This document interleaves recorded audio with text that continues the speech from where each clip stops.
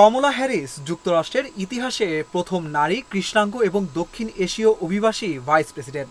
কিন্তু Donald Trump এবার তার জন্য করলেন এমন এক কাজ যেটা মার্কিন রাজনীতিতে তুলকালাম ফেলে দিয়েছে। ট্রাম্প সরিয়ে দিয়েছেন কমলার সব সিক্রেট সার্ভিস নিরাপত্তা সুবিধা। ট্রাম্প এই কাজটি করেছেন এমন এক সময় যখন তার 107 ডেজ বই প্রকাশ উপলক্ষে তিনি যুক্তরাষ্ট্র জুড়ে 15টি শহরে সফর করতে যাচ্ছেন। মার্কিন ফেডারেল আইন অনুযায়ী কোনো সাবেক ভাইস প্রেসিডেন্টকে দায়িত্ব ছাড়ার পর সর্বোচ্চ 6 মাস পর্যন্ত সিক্রেট সার্ভিস সুরক্ষা দেওয়া হয়। কিন্তু কমলা হ্যারিসকে এই সীমা ছাড়িয়ে প্রায় 18 মাস পর্যন্ত নিরাপত্তা দেওয়া হয়, কারণ হোয়াইট হাউস ছাড়ার আগে প্রেসিডেন্ট জো বাইডেন গোপন নির্দেশে এই সময়সীমা বাড়িয়ে দিয়েছিলেন। এই সিদ্ধান্তকে ঘিরেই শুরু হয়েছে তুমুল বিতর্ক।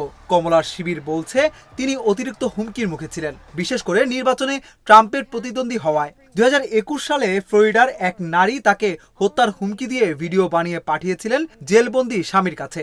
এমনকি চলতি বছরের মার্চেও কমলাকে স্নাইপার রাইফেল দিয়ে হত্যার হুমকি দেওয়া হয়। তবে সিক্রেট সার্ভিসের মূল্যায়নে এসব হুমকি বিশেষভাবে ভয়ানক বা সক্রিয় ছিল না। সিক্রেট সার্ভিস শুধু দেহরক্ষী দেয় না, কমলার লস অ্যাঞ্জেলেসের বাড়িতে বসানো হয়েছিল স্পেশাল অ্যালার্ম, নজরদারি ক্যামেরা আর এআই বেসড হুমকি শনাক্তকরণ সিস্টেম। এখন সবকিছুই বন্ধ হয়ে যাচ্ছে। এখন প্রশ্ন, কে কমলাকে রক্ষা করবে? জানা গেছে এখন থেকে তার নিরাপত্তার দায়িত্ব নিতে পারে ক্যালিফোর্নিয়া হাইওয়ে পেট্রোল। তবে ফেডারেল সিক্রেট সার্ভিসের মতো আধুনিক প্রযুক্তি ও রিসোর্স তাদের নেই। ফলে প্রশ্ন থেকেই যায়, কমলার মতো উচ্চ ঝুঁকিপূর্ণ ব্যক্তিত্বের জন্য এটা কি যথেষ্ট? ট্রাম্প এর আগেও প্রতিপক্ষদের নিরাপত্তা তুলে নিয়েছেন। অনেকে বলছেন এটি রাজনৈতিক প্রতিশোধের ধারাবাহিকতা।